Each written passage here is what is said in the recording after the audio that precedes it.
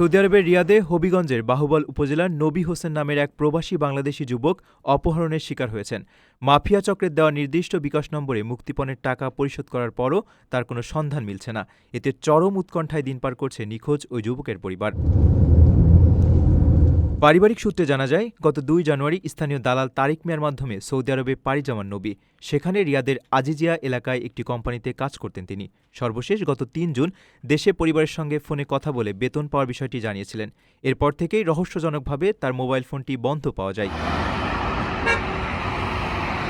ঘটনার ১৩ দিন পর ১৫ জুন একটি ইমো অ্যাকাউন্ট থেকে নবীর পরিবারের কাছে মুক্তিপণ দাবি করে অপহরণকারীরা। দাবি অনুযায়ী একটি বিকাশ নম্বরে প্রথমে ৩৪,০০০ টাকা পাঠায় পরিবার। টাকা পেলে নবীকে মক্কায় ছেড়ে দেওয়ার প্রতিশ্রুতি দেয় ওই মাফিয়া চক্র। তবে প্রথম দফায় টাকা পাওয়ার পর চক্রটি পুনরায় অর্থ দাবি করলে নিরুপায় পরিবারটি আরও ৭,০০০ টাকা পাঠায়। কয়েক দফায় মুক্তিপণ দেওয়ার পরও নবী হোসেনের খোঁজ মেলেনি। এই বিষয়ে দালাল তারেকেরও কোনো সদুত্তর দিতে না পারায় চরম আতঙ্কে দিন কাটছে স্বজনদের। প্রবাসীর সিটিতে চলছে বহুল আলোচিত ফ্রি ফ্ল্যাট অফার, অর্থাৎ আপনি যে টাকা দিয়ে এখন ফ্ল্যাট কিনবেন ৫ বছর পর সেই সম্পূর্ণ টাকা ফেরত পাবেন, আর সেই সাথে পাচ্ছেন একটি ফ্ল্যাট একদম ফ্রি। অফারটি সীমিত সময়ের জন্য, তাই দ্রুত যোগাযোগ করুন স্ক্রিনে দেওয়া নাম্বারে।